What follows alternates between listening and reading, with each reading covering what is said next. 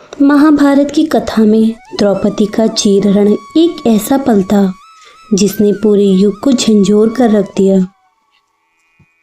जय श्री राधे कृष्णा मेरे प्यारे मित्रों, आप सभी का हमारे YouTube चैनल पर हार्दिक स्वागत है।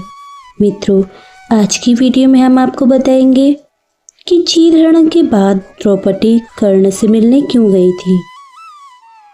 महाभारत की कथा में द्रौपदी का चीरहरण एक ऐसा पल था जिसमें पूरे युग को झंझोर कर रख दिया। लेकिन चीरहरण के बाद द्रौपदी ने ऐसा क्या महसूस किया कि वे उसी कर्ण से मिलने गई जिन्हें उनको पूरी भरी सभा में अपमानित किया था। वहीं कर्ण जिसने अग्निशुता द्रौपदी को भरी कुरु राज्य सभा में वैश्य तक कह डाला।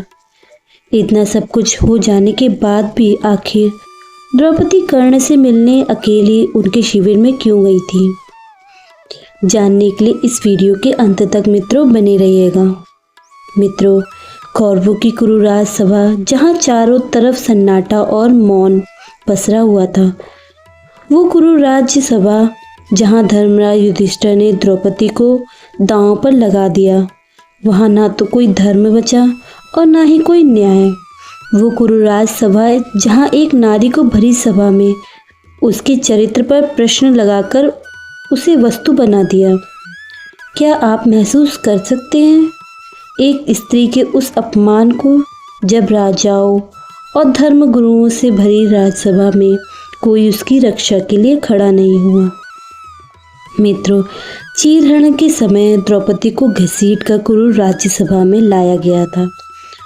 उसके पांचों पति मौन थे, भीष्म मौन थे, गुरु द्रोण मौन थे, महाराज धृष्टराज मौन थे। परंतु वहीं पर एक व्यक्ति था जो मौन नहीं था, जो आग में घी डालने का काम कर रहा था। वह था सूर्यपुत्र कर्ण। कर्ण ने न केवल द्रौपदी के 5 पतियों को नीचा दिखाया, बल्कि उसे वैश्या कहकर भी अपमानित किया, जिसे सहना किसी भी स्त्री के लिए कठिन था। इतना ही नहीं, जब दुशासन ने द्रौपदी के वस्त्र को खींचा, तब कर्ण तब भी मौन रहा। वह हर पल दुशासन को उकसाता रहा। लेकिन वर्षों बाद जब महाभारत का युद्ध होना लगभग तय हो गया, तब एक दिन अल्पकल्पनीय घटना घटी। उसी द्रौपदी ने श्री कृष्ण के आग्रह पर एक बार कर्ण से अकेले मिलने की अनुमति मांगी। कृष्ण ने पहले उसे रोका और फिर बाद में उनको जाने की अनुमति दे दी, परंतु द्रौपदी से कहा, हे माधव, मेरे हृदय में ऐसे प्रश्न हैं जिनके उत्तर सिर्फ कर्ण दे सकते हैं। मैं युद्ध से पहले उन प्रश्नों के उत्तर कर्ण से पूछना चाहती हूँ। कृष्ण ने मुस्कुराते हुए द्रौपदी को कर्ण से मिलने की अनुमति दे दी, परंतु अर्जुन और युधिष्ठिर इस बात से चुप रहे। रात्रि का समय था। कर्ण अपने शिविर में विश्राम कर रहे थे। तब कर्ण के द्वारपाल कर्ण से बताते हैं कि पांडवों की पत्नी द्रौपदी आपसे भेंट करने आई है। यह सुन कर्ण चौंक गया। कर्ण ने शिविर में प्रवेश कर चुकी द्रौपदी का स्वागत किया। कर्ण के चेहरे पर न घृणा थी और न ही क्रोध। उनके केवल चेहरे पर था तो सिर्फ पश्चाताप। द्रौपदी ने सीधे कर्ण की आंखों में देख और पूछा, क्या तुमने उस दिन मुझे वैश्य कहा था?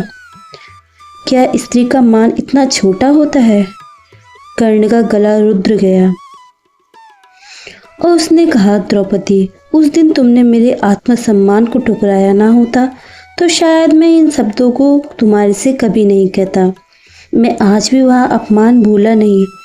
उस दिन जो किया तुमने, जो बोला, वह मेरा क्रोध नहीं, मेरी पीड़ा थी, मेरा आहत, मेरा अभिमान।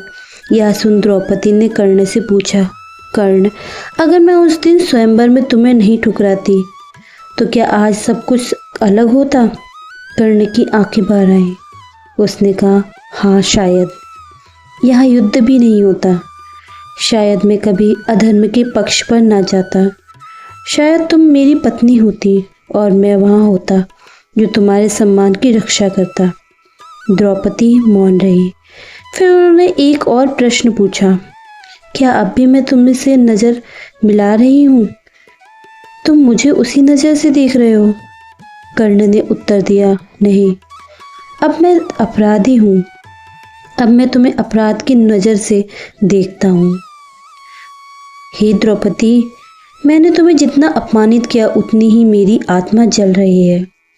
द्रौपदी की आंखों में जल भर आया और वह बोली, तुम्हें पता है कर्ण, जब कृष्ण ने मुझे बताया कि तुम भी कुंती के पुत्र हो, तब मैंने अपने सभी घाव भुला दिए थे और मैंने यहाँ सोचा था कि यदि मेरी मर्यादा की रक्षा पांचों पांडव ना कर सकते तो शायद तुम कर सकते थे। शायद मेरे रक्षक तुम भी होते। कर्ण यहाँ स्वयं कर स्तब्ध रह गया। उसने पूछा, तो क्या तुम मुझे स्वीकार सकती हो अब? द्रौपदी बोली, यदि समय ने मुझे यह अवसर दिया तो मैं जरूर सत्य से स्वयं को दूर रखते हुए मैं तुम्हें स्वीकारूंगी। मैं तुम्हारी हो सकती हूँ। यह कहते कहते द्रौपदी की आंखें भर आईं। कर्ण ने अपना मस्तक झुका लिया और कहा, बड़ा कलंक तुम्हें मैंने अपमान करके दिया है। मैं मरने से पूर्व अलग कुछ मांग सकता हूँ तुमसे? तो केवल यह चाहती थी कि मुझे क्षमा कर दो। मैं बस तुमसे यही विनती करता हूँ। द्रौपदी ने कर्ण की ओर देखा और कहा, कर्ण, तुम्हें क्षमा करने का अधिकार केवल मेरा नहीं, उन स्त्रियों का है जो आज भी अपने अपमान में जी रही हैं। बस इतना कह सकती हूँ कि यदि तुम अपने अधर्म को छोड़कर मेरे साथ सामर्थक होके कर्म धर्म का साथ चुनो तो सब कुछ ठीक हो जाएगा। कर्ण ने धीरे से उत्तर दिया, अब बहुत देर हो चुकी है द्रौपदी, मैं अधर्म के नहीं अपने वचनों में बंदी हूँ। इतना कहकर कर्ण अपने शिविर से बाहर चले गए। वह भेंट कभी दोबारा नहीं हुई, परंतु उस भेंट ने कर्ण के अंतमर में ऐसा परिवर्तन किया कि युद्ध के अंतिम क्षणों में जब कर्ण मरणासन पर था, तब उन्होंने श्री कृष्ण से बस एक ही वर मांगा कि द्रौपदी के आंसू व्यर्थ ना जाएं। तो मित्रों, आज का संवाद हमें बहुत बड़ी सीख देता है कि जहाँ एक स्त्री का अपमान सहकर भी वह किसी और को क्षमा कर सकती है जिसने उसके साथ अपराध किया है, वही एक योद्धा अपने अंतिम समय में पश्चाताप के आंसू बहा सकता है। कर्ण और द्रौपदी दोनों ही अपने स्थान पर महान थे। द्रौपदी और कर्ण यह भेंट केवल दो पात्रों का संवाद नहीं था, यह क्षमा और पश्चाताप का मिलन भी था। जहाँ एक और द्रौपदी ने अपने भीतर की आग को करुणा में बदल दिया, वहीं कर्ण जो युद्ध भूमि में अमर होने चला था, वह उस दिन मन से पराजित हुआ। तो मित्रों, यह थी आज की वीडियो। आज की वीडियो में हमने जाना कि आखिर क्यों चीरहरण के बाद द्रौपदी कर्ण से मिलने उनके शिविर में गई थी।